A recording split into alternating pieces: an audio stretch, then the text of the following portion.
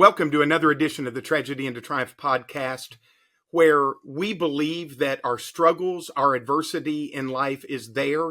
It's part of the human experience, but it's there to point us to our greater need, a need that points directly to God, a God that can transform everyday tragedies into real triumph in our lives, that gives us the ability to have hope and a future, as the word says. And that's what today's show is about. It's about overcoming, and not just overcoming, but finding triumph in the midst of the struggle, and in the midst of finding triumph, to be able to speak up and to stand up for the things that we know are true. So we say all the time at Tragedy into Triumph that if we have triumph, we have to talk about it.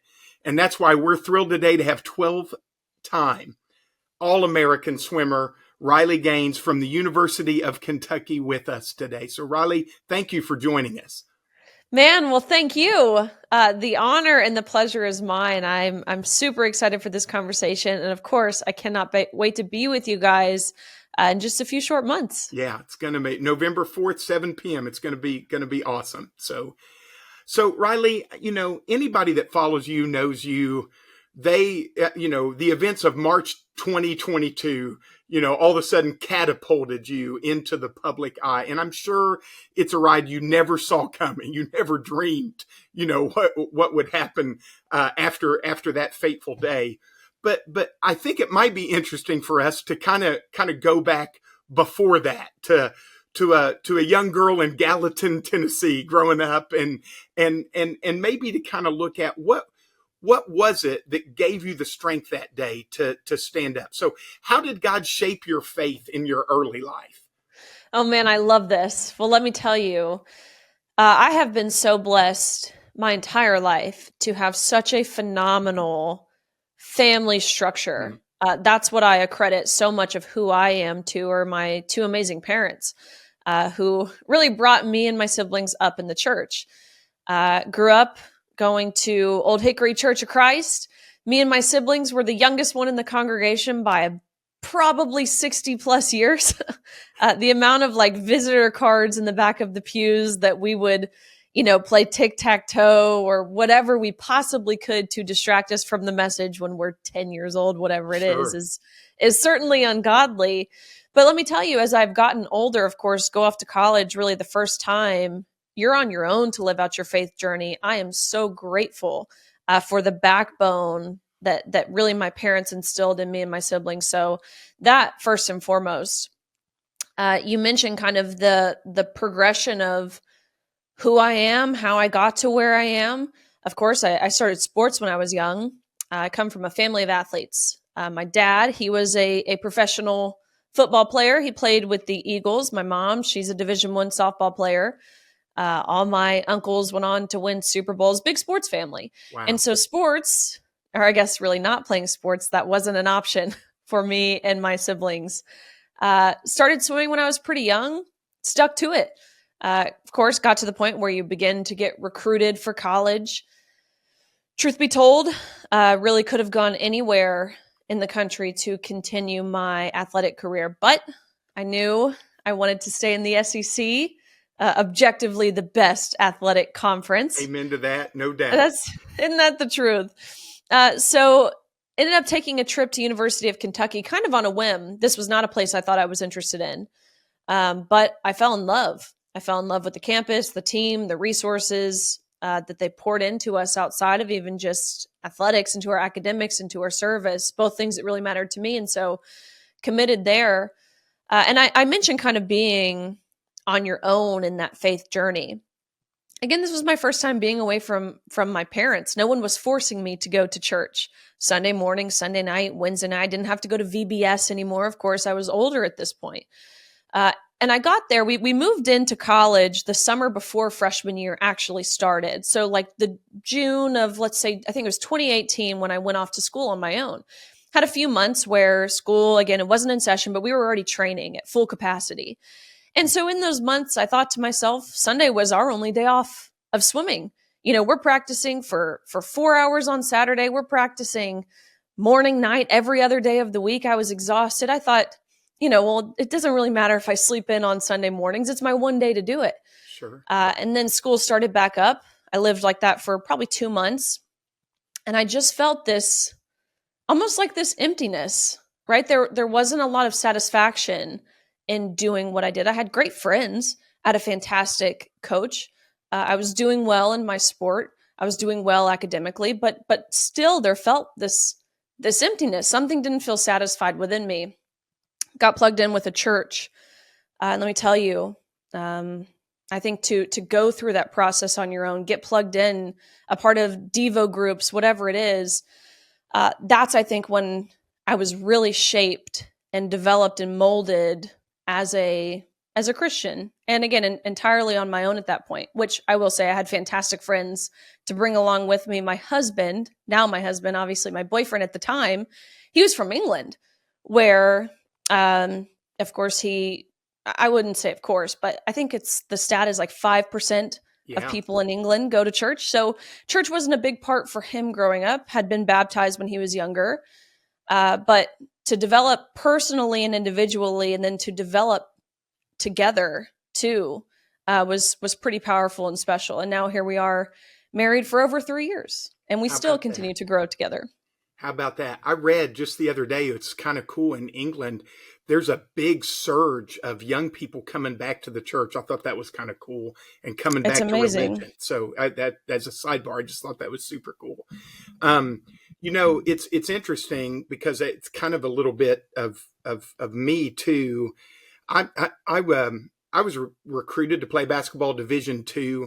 I played 1 year at Ohio Christian University and then got married, and everything changed in my life. But I went in the Army instead. I always wanted to join the Army. I was in the 82nd Airborne Division.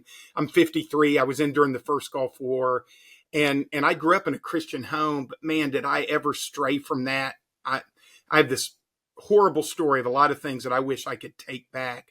But I can tell you this, as a guy in his 20s, when it became real to me, that moment of, I'm not hanging on to anybody else's faith, but this is something I want for my life, is a defining moment that really shaped who I am today. And it's got to become, you've got to own it. You've got to make the decision, right? Or else it'll never happen. That's it. Yeah. That's it. Yeah, it's hard to have that testimony without being tested in that way. So entirely, I agree. Yeah. So we're Tragedy into Triumph's all about overcoming adversity. So what difficulties, adversity did you overcome in life prior to March 2022?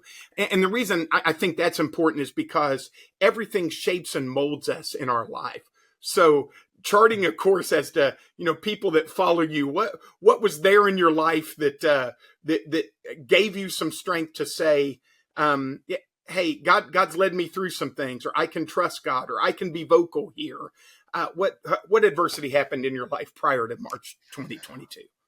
Well, again, I'm so grateful and blessed to have had from the beginning a fantastic familial structure. I've always had fantastic friends, great people in my life who I call my anchors, right? Yeah. People who kind of keep you grounded.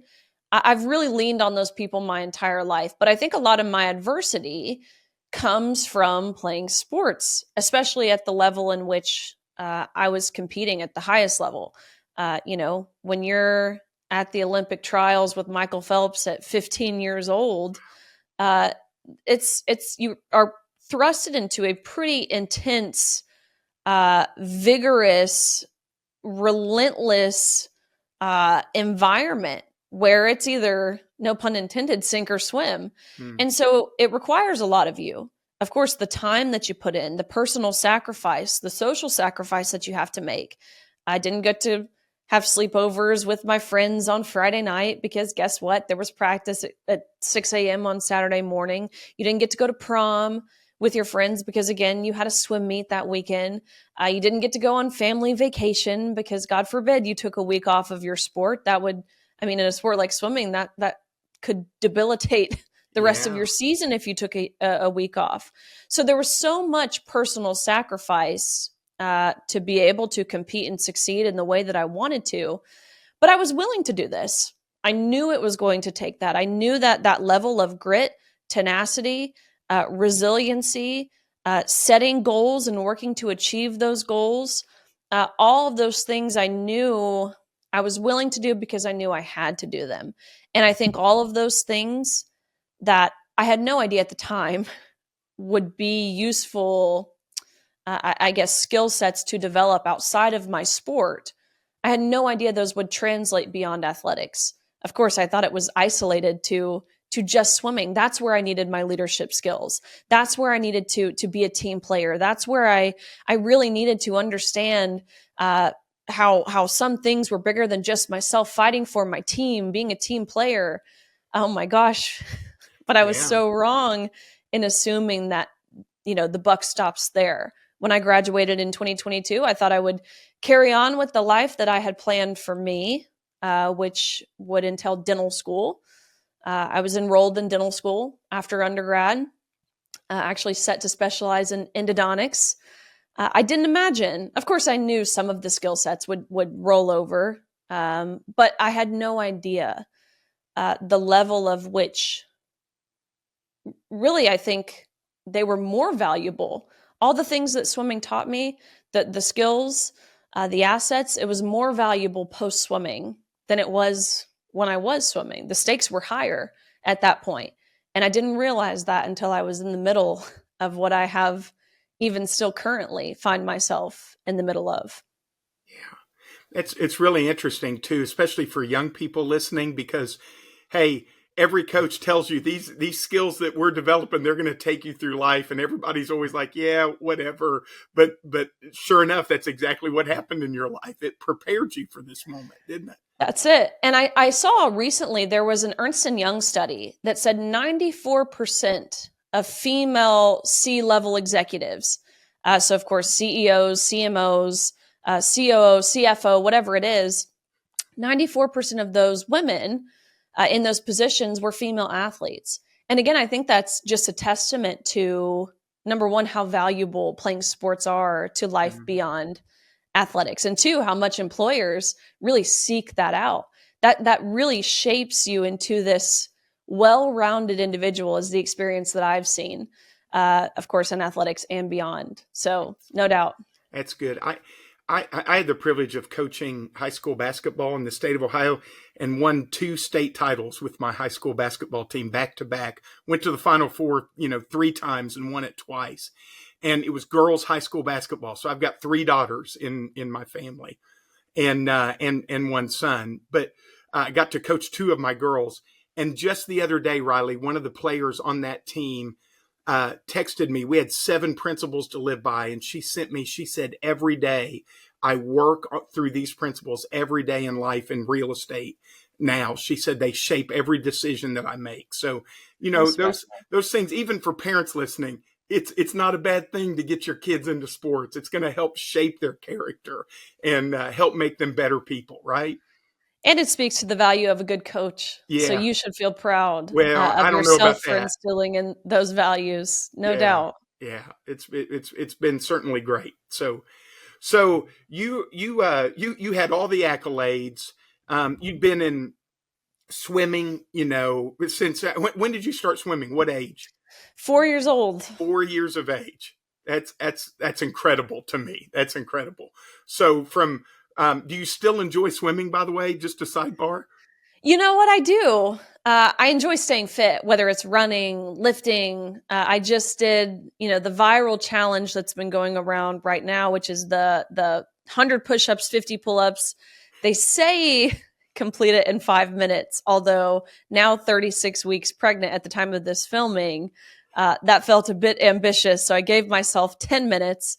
I just recently swam Alcatraz at 7 months pregnant. So dropped off at the prison, swam the pretty treacherous and very, very cold 2 miles back to shore to the San Francisco Bay. Wow. I love a challenge. I love when someone tells me, you can't do that, especially being pregnant. It's like, watch me. I think I can. Awesome.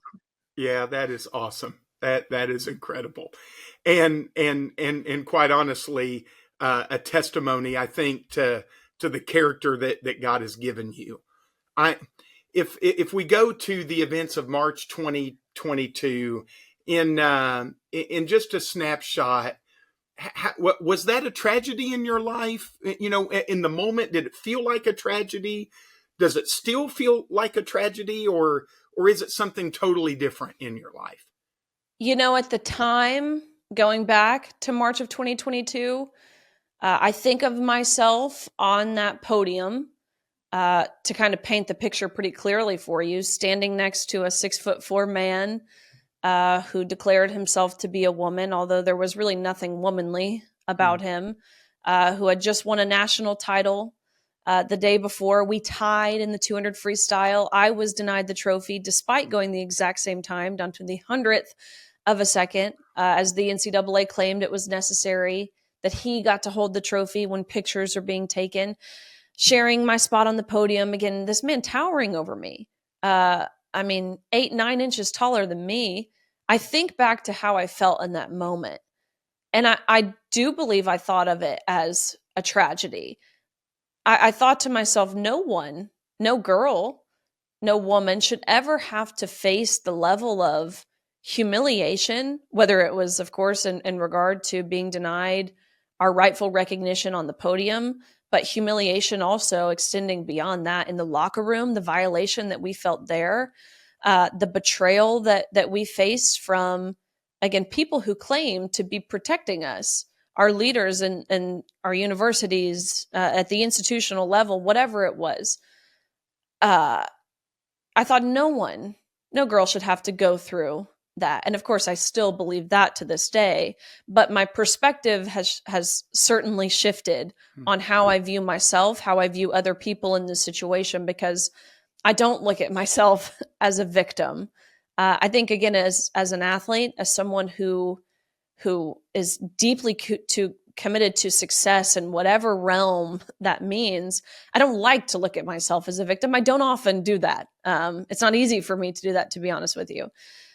My perspective has shifted now to where it sounds weird to say it, but I am so grateful, truthfully, for the situation that happened.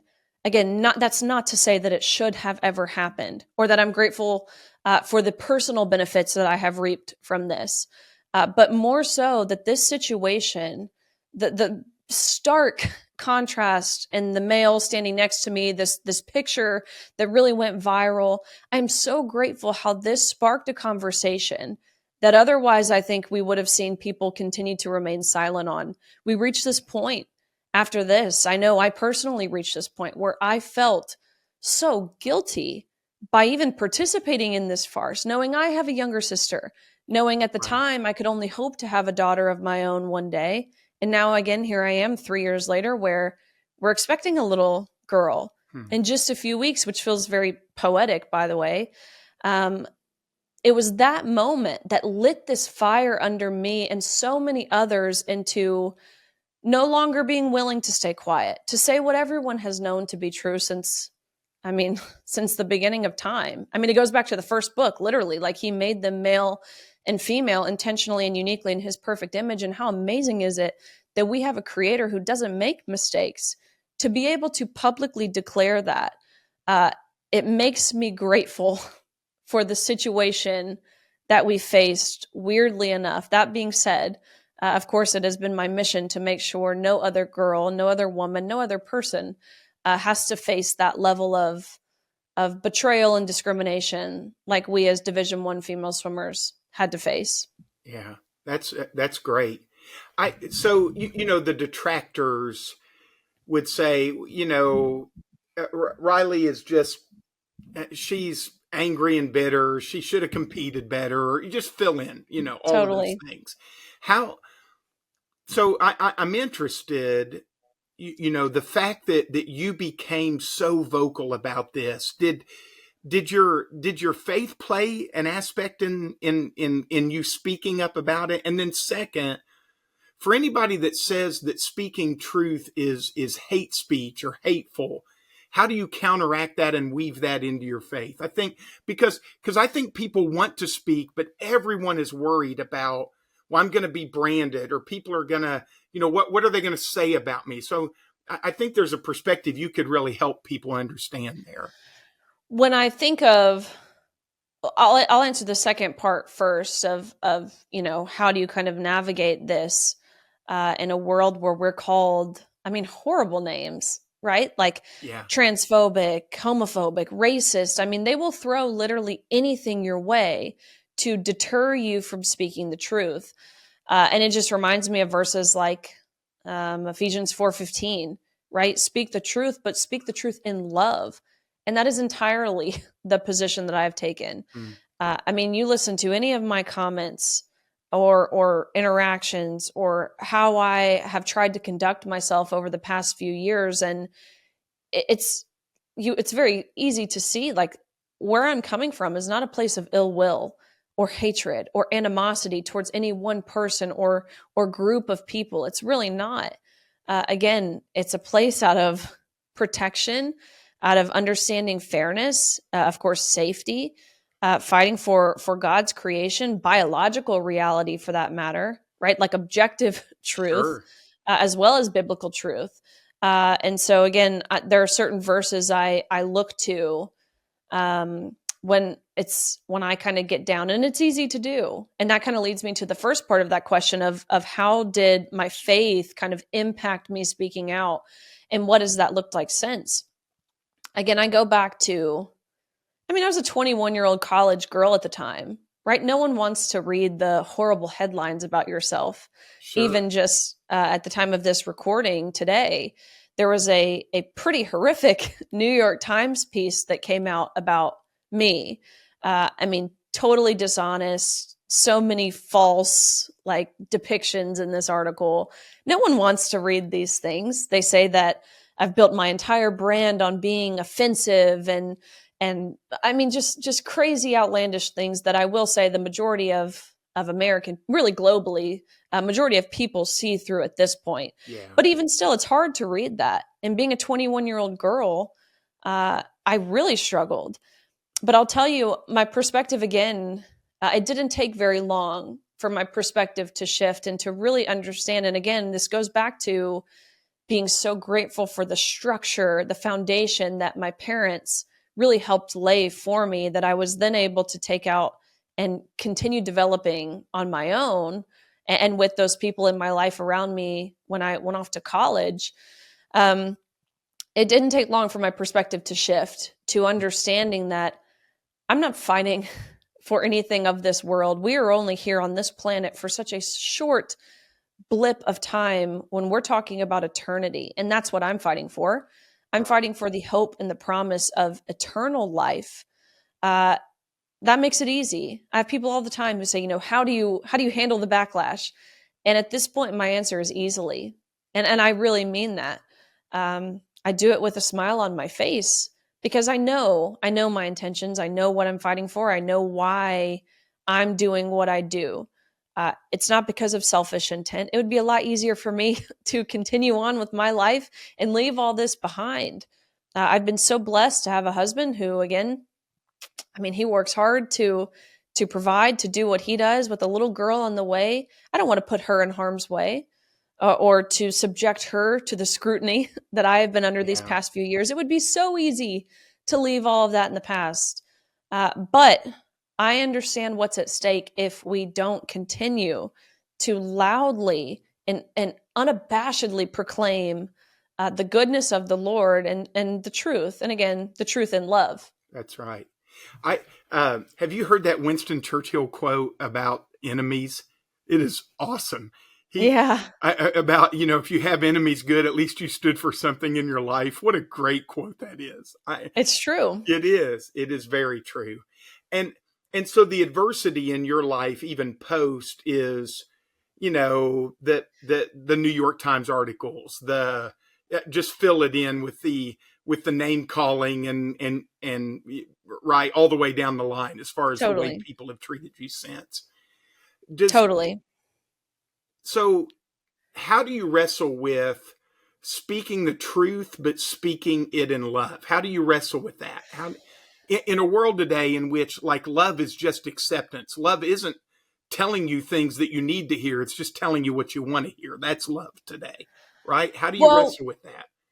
there are certain passages that I think back to because again, I will say like it is something that I have found myself to struggle with over the past few years, where it's hard for me to put myself in someone else's shoes, especially Mhm. on this topic. Like, it's so entry level, it's so common sense. How are there people who can outwardly disagree with what I'm saying? All I'm saying is Yeah. that there are two sexes and you can't change your sex, and each sex is deserving of equal opportunity, of privacy, and of safety. It feels like we learn that. It's not even really something you learn in school. Like, it's just kind of innately ingrained into us as human beings, not even just human beings, like primal animals understand this to be true. Like, it's a matter of fact. How are there some people who don't understand this? Yeah. But I remind myself of verses, or I guess let's say books of the Bible, like First John, right? The adulterous woman, the woman who's sentenced to be stoned. Of course, she's there. The soldiers are there. Jesus appears and he says, "Those without sin cast the first stone." Sure. And to me, that's of course his perfect depiction of grace.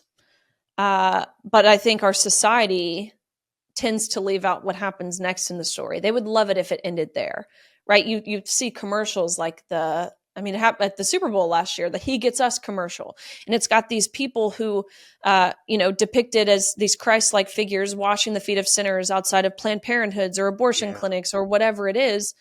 And I struggled when I saw this commercial because I knew that to be biblically true, but that's not where the story ends. Jesus then says to the woman, "Now go and sin no more."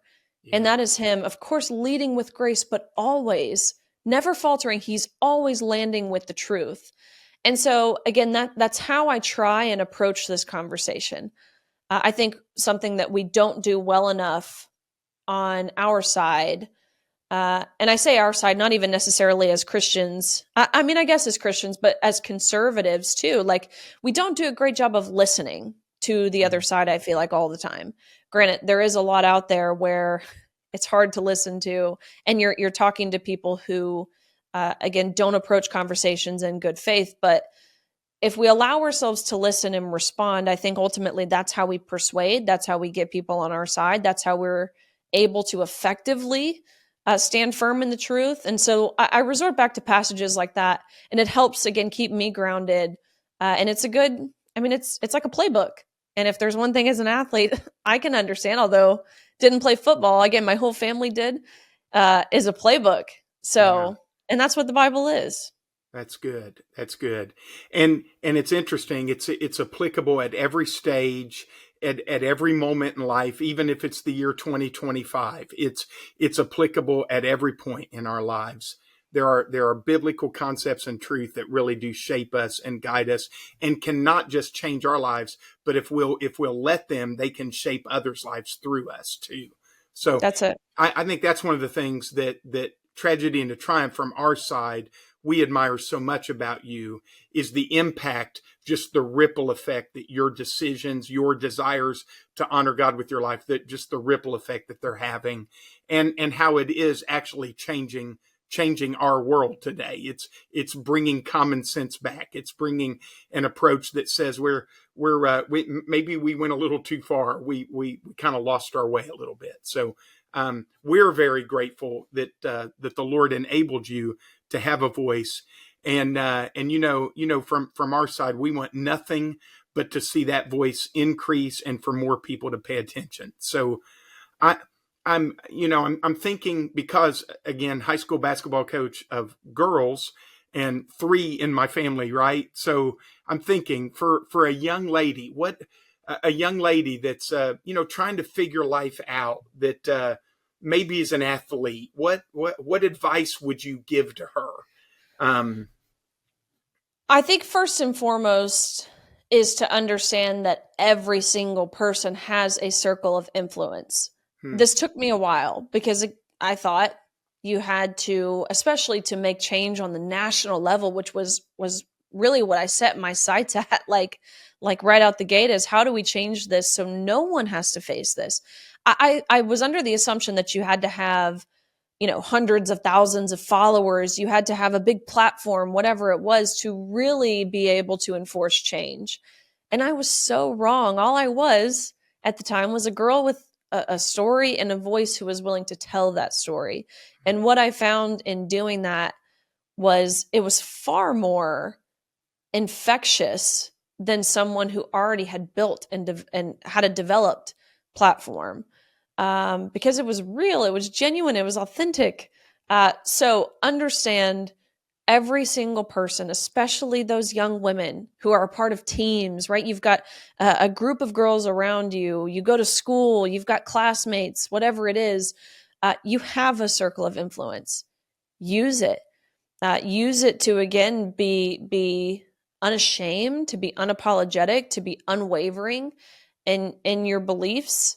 And I think what you will find in doing that is that courage, it certainly is contagious. It sounds pretty cliche, but I learned that early on too. One person willing to say something, it could inspire three more, and those three more could individually inspire three more, and it really is this awesome like ripple effect where it inspires and influences a nation, and that's what we've seen. So Yeah. that would be my message to young girls, and don't feel like you have to apologize. That's something we see often, I think, again, specifically in young women, is they almost feel like they have to be apologetic, especially in approaching these cultural conversations. And I was in that boat too, where initially I would start the conversation with essentially saying, I'm sorry I feel this way, but Yeah. we as women, we don't have to apologize for feeling the way that we do, especially when it comes to the feelings of vulnerability and humiliation and violation, That is so when it good. comes to this topic in particular. That is so good.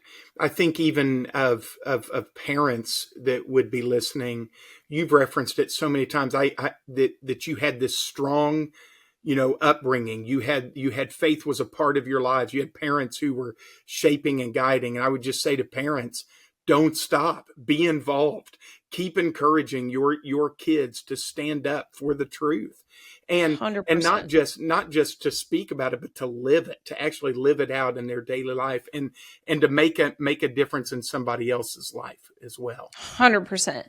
Yeah. That is where I believe there's the ability to have the most influence in a child's life is in the house. And what you see on a day-to-day basis based on your parents. Yeah. I've lived it. That's certainly what I believe, and my siblings as well. And I couldn't be, especially as I've gotten older, now living, with my husband. We have this marriage, a daughter on the way. I've been able to learn from my parents. I've seen the good parts. I've seen the bad parts, things we don't want to implement, things we do. So 100% be that influence as mom and dad for your kids, because they're watching. Whether you realize it or not. They are. They are.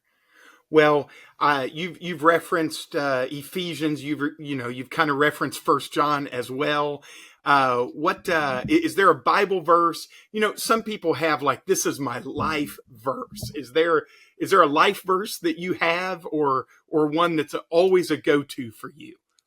My favorite verse, it always has been. I remember the first time I heard it when I was in church and the big kid service, the adult service when I was little.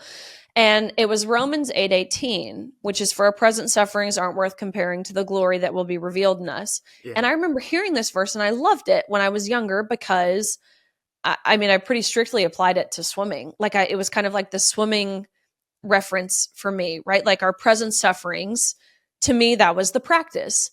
Those were the sacrifices that I mentioned. That was the time that you put in. Those were the present sufferings. But it paled in comparison when you broke a record, or when you win a best time, or you won a championship, or whatever it was. It made all of the suffering was worth it. It paled in comparison.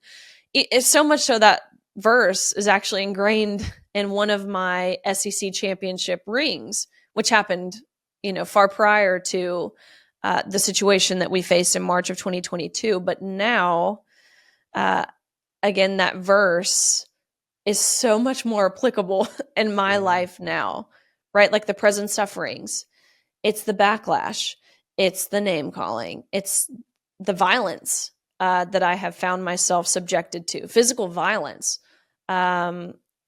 Even still, pales in comparison when you know what you're fighting for, and more importantly, who you're fighting for. Yeah. Knowing that my husband and I, God willing, everything goes as it's intended to. We'll have a daughter in a few weeks. That's who I'm fighting for at this point. It's her. It's the world that she will grow up in. It makes every single negative thing or perceived negative thing worth it. So I would say the Bible verse that that really has felt like my life verse that I've loved for so long is Romans 8:18. That's good. That's good. It's like Galatians 6:9. We'll reap a proper harvest if we don't give up, if we don't quit, right? Don't become weary in the habit of doing good, for you'll reap a proper harvest at just the right time. And that's the thing everybody always forgets, is that we always reap what we sow, but it's always a different season. It's never in the moment, right? Never. Yeah. Even the way God is expanding your reach into the world, he's doing that in later times. He didn't start that back in 2022. He's given you even a greater platform. And as we're faithful in little things, God gives us greater things. So on behalf of Tragedy and Triumph, we want to say thank you. Thank you for not being a victim. Everybody has a choice. We can be a victim or a victor. And we believe that through Jesus Christ, there is the possibility and availability to be a victor in this life. So thank you so much for joining us, for just spending a little bit of time with us. And for everybody listening, November 4th in Mount Vernon, Ohio, Mount Vernon Nazarene University at 7 p.m. You can come. It's free. You can come and join us. If you can't make it here locally, you can register for the simulcast, and all of that information is at tragedyandtotriumph.com. So thank you so much, Riley, for giving us just a little bit of your time, especially with everything else you have going on and this great addition coming to your family. Oh, please. Well, thank you guys. I cannot wait for November. So thank you. Thank you.